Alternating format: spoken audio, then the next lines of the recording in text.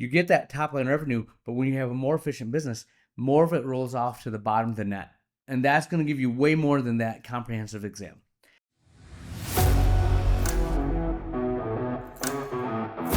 All right, my friends, the Ultimate OD podcast, we are talking about the next level of practice management. Going from starting your practice to what you do when you get that next level. I'm trying to make the turn. I'm trying to flip the switch. I'm trying to go to the next level. I want you to hear my thought process, how I've went through it, and how it's impacted my life and my business. This is the Ultimate OD podcast. Here we go.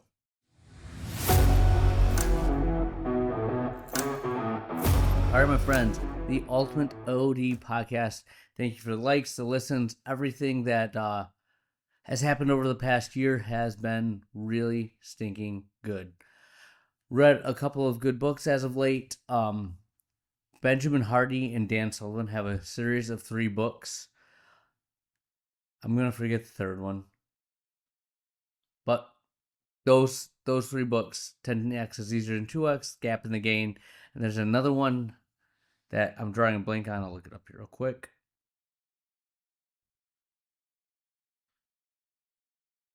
Oh, Who Not How. I read that one a long time ago. The Science of Scaling, also written by Benjamin Hardy. Good books. Really, really good mindset. One of the things I'm taking from those books is that you have to be able to look back at your past and see how far you've come versus comparing yourself to your ideal situation. The ideal situation is the horizon. You see it, it's a North Star in a sense, but you're never going to get there because it's always moving. But if you look back and see how far you've come, it's hard not to see see growth, see wins, right? And then the mindset that you have is, they call it the gap mindset or the gain mindset. The gap mindset is when you look at where you're at in the horizon and it's just negative. Nothing good comes out of that. And then the gain mindset is always looking back and seeing where you are and doing that in a granular sense of what have you done on the day? What are the wins of the day? And then getting to the mindset of you control your past, right? Everything from your past is how you create it to be, and you choose to have power over that, or it can have power over you. I think that's a really good thing as a business owner, as a doctor, as an optometrist. We are very driven type A individuals that are chasing big things. When we chase those big things, eventually you get to the point where you get your doctorate and you're like, what's next? A lot of my colleagues didn't start practices, so they're in a job, and I still find that they're searching, right? What are they looking to achieve, to accomplish? When you start practice, you have goals that you want to get to and you want to grow, and you put a number out there, right? But those numbers aren't fulfilling in the sense that they're always moving as well. I want to hit $1 million. You do that, then what? Like, it's not over. You're still going to work the next day, right? $1 million gross revenue isn't that big of a deal once you hit it. How far have you come? Where do you want to go? And that's kind of what I've done this past year, is got a good gauge on what I'm looking for, how I want to develop myself, my personal brand, how I want to develop the office, that brand, and then the things I want to do in life. I'm in a very good place right now mentally because I can look back, see where we've come, see where we're going. And it's not that I have a lot more control. I have the same amount of control that I had before, but I have a better mindset of what I'm doing and what I'm trying to accomplish. I have a lot more balance in my life because I realized when I looked at my core values that one of the big things that I wanted to do was mentor, right? And that's in the office. I have a ton of staff. I get to do that on a daily basis. I have an associate. I'm hiring another associate. Really love that aspect. It's very fulfilling to see that go. And one of the big things from that is it shapes how I position my week, my days, because I want to spend time, have time to do those things. And I don't have to be doing the work for them, but it's creating an environment that allows them to succeed. That's fun. I teach Sunday school, not probably the least fulfilling mentorship that I have because they're first and second graders, but I do enjoy doing that aspect. I love coaching my seventh and eighth grade football team because that has given me the greatest chance, greatest opportunity to instill my actual values of work ethic and what I want to accomplish. That mentality I can give to seventh and eighth graders, right? Whether or not they do anything with it, who knows? But I've gotten a lot of opportunities over the year to have little talks with them, one-on-ones with the kids, and try to give them direction. I have a lot of, that gives me a lot of joy. I also have one of my niece is at Ferris. I think she's going to do the 3+1 program. She has a great first semester. I think she's going to sign up where she'll be in a contract with MCO to get into their program. I can't wait for her to get out. I like that aspect of what I do. In addition, the clinical practice that I do is getting more and more specialized and focusing on dry eye and ocular surface disease. That challenges me from a personal aspect, right? Those things are how I'm starting to gauge my success, right? What do I want out of life? Where do I want to go? And how am I going to build from there? Why do I share all of this with you? Because, as I said, when we get out of school, and most people I think that are listening to this are most likely running an office or are in a private practice setting, right? When you're in these settings, it's really easy to have that short-term goal of like 1 to 3 years. But I'll tell you this, you get to 3 years, and if you don't know what you want, you kind of get it, right? Because it can be anything. You know, what's the Alice in Wonderland quote? Should I go left or should I go right? And the Cheshire Cat goes to Alice, well, where do you want to go? She goes, well, I don't know. Well, it doesn't really matter if you go left or go right, correct? You know, that mentality. So knowing where you want to go, and I'm sharing this because I'm 15 years in and I'm just now getting that. I've been chasing this artificial number. I want to get this much gross revenue. And then when I got around my P3, my next thought process was, well, I want this many offices, right? And not once did I take a step back and say, what kind of lifestyle do I want? It was chasing those ideals, chasing those big goals that I've set in front of me. And again, I've been very successful doing that, but I'm always wanting. I never felt quite fulfilled. And I took a big chance this past year by down scheduling, not seeing patients on Thursdays and Fridays, and trusting that we're still going to bring in the revenue that we needed to have a new office, have an associate, have the staff members, and live the lifestyle that I've been accustomed to living.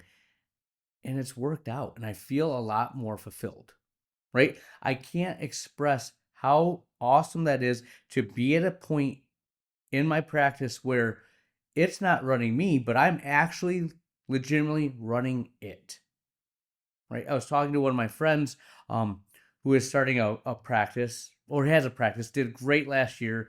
He's adding some dry eye stuff, and he's has an associate that works maybe 1 day a week. And my comment to him was, dude, you have got to get out of the exam room and start being the CEO of your practice. You can still have a few days a week, but you'll get bigger growth when you're not seeing patients. And his comment at the time was, totally understand, totally get it, but I really like that OD pay. And that's what I fell victim to. And when I'm at the P3 meetings, at those groups, the funny thing is, everyone that's ahead of where I want to be, they all say that you make more money outside the exam room. That all that stuff that you do that makes your business more efficient, more effective. You get that top line revenue, but when you have a more efficient business, more of it rolls off to the bottom of the net. And that's going to give you way more than that comprehensive exam. And it's not about money completely, right? We have a certain level that we want to have, But my ultimate goal is to do what I want when I want to do it. And I'm telling you right now, these are the steps that I took to get there. Number one, when you are going through this process, you have got to have a North Star. And that's your vivid vision. I go back to this and I beat that drum to death. What do you want your office to be? And it should be a big stinking goal. Mine right now, I really would love to have that tertiary care center where people are referring patients for ocular surface disease to me. I'm treating them at the highest level I possibly can. I'm doing advanced treatments and therapies, and I'm seeing patients about 3 days a week. 3 days a week is my sweet spot.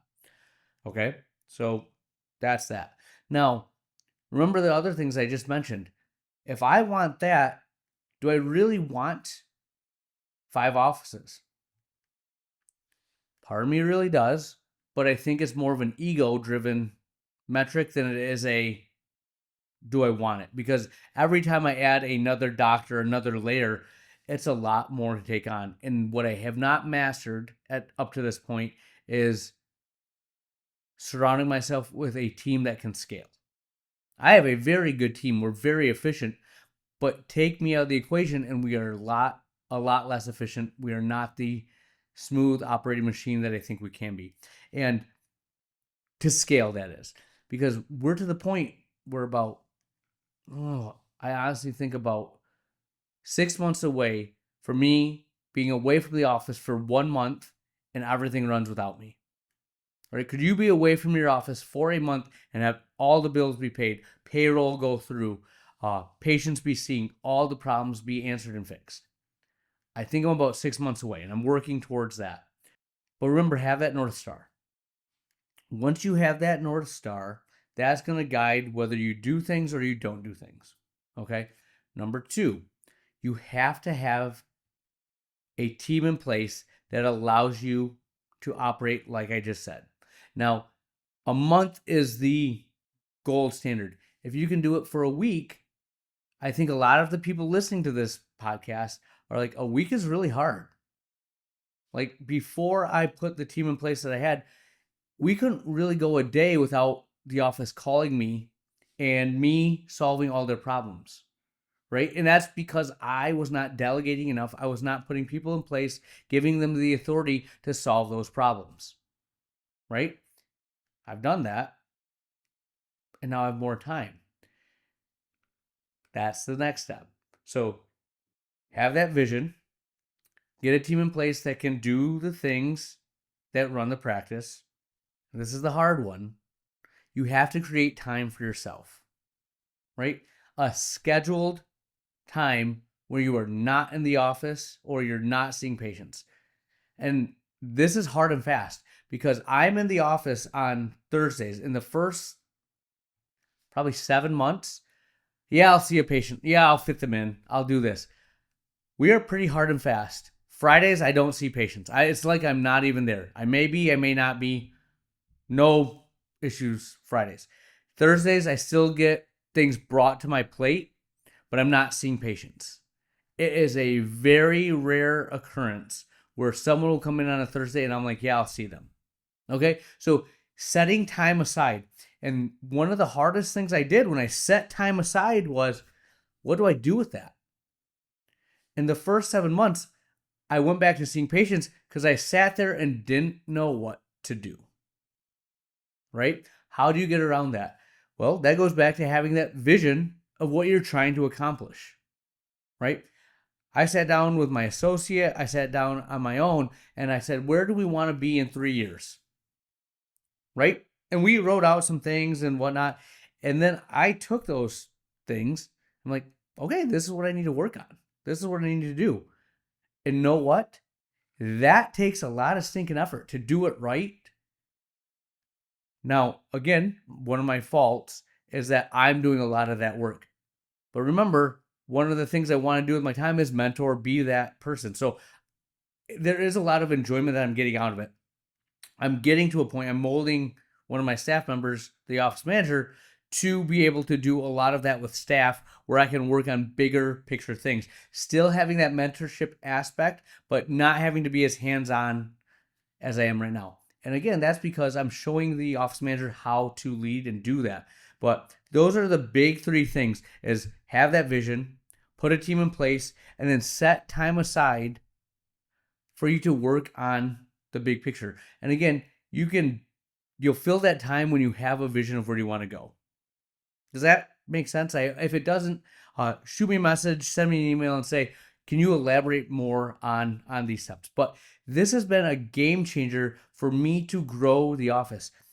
I think within the next year, it's a very bold statement, but by doing this, by taking myself out of the equation, by putting in the right system, I think our gross revenue might double. Right? We are at about 1.3, I think, in a year. That's really aggressive. Maybe 2. I'm going to try and do it in a year, but we could be at 2.6. Right? That's a big amount of growth. And I'm not saying that to be braggadocious. I'm saying that because I want you to see you can do everything you want to do at a higher level when you utilize your time the most effective way possible. And if you're starting the practice, if you're the CEO of the practice, your time is better spent outside the exam room. The other doctors are just as competent, just as capable to see your patients. And if you do it right, hire the right people, your patients will be just as happy as they were seeing you. And don't take that as an ego knock. Take that as you've built a great system that allows you to actually be a business and not have a very good high-paying job. But all right, my friends, chew on that. This is a big picture. Like,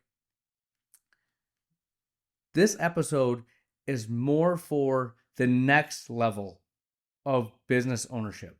This is where you actually have the office work for you rather than you working for the office. I felt like the first phase of my career, I was just putting in time, and getting money back.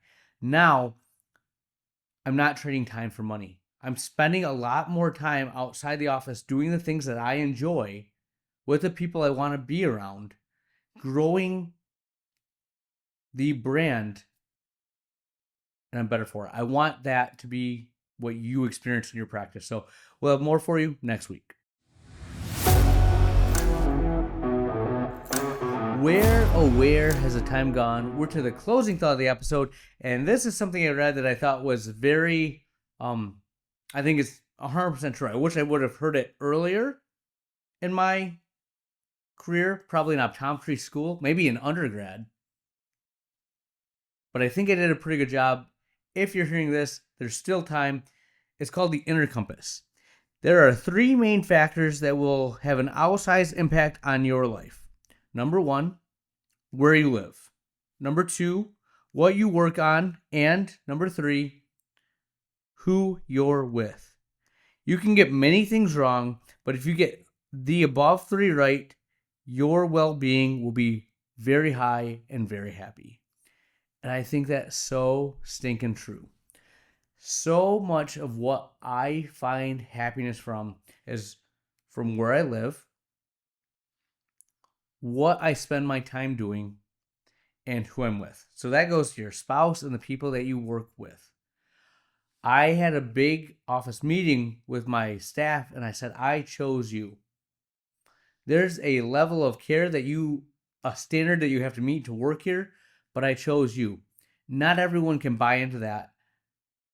And not everyone is in our position that gets to choose who they work with, but we do. Right? In addition, you choose who you marry and live with. That's really freaking big in life. If I would have married someone else, life would have been really, really crappy. If I was working on other things, even within optometry, I was happy, but I'm happier now, right? Because I'm spending time seeing patients the way I want to see them, practicing optometry the way I want to practice. And where you live, I said I was like so close to just staying in Cheyenne. And I think I would have had a great life there. I would have practiced at a very high level. But my family, my friends, the connections I have to high school, community, the impact I get to have, I think is magnified because of my roots, my childhood that I have here. I go back and I am nostalgic more than I ever was. And some people may say that's small. That's most people don't live more than 10 minutes, 10 miles away from their home where they grew up, and they'll say that in a negative way. I say that with pride. Like I go back to where I'm from. I see the people I grew up with. We're raising our families and our kids together, and I freaking love that. So that's something that I thought was very good. But where you live, what you work on, who you're with. That's what I have. Dr. Lily out.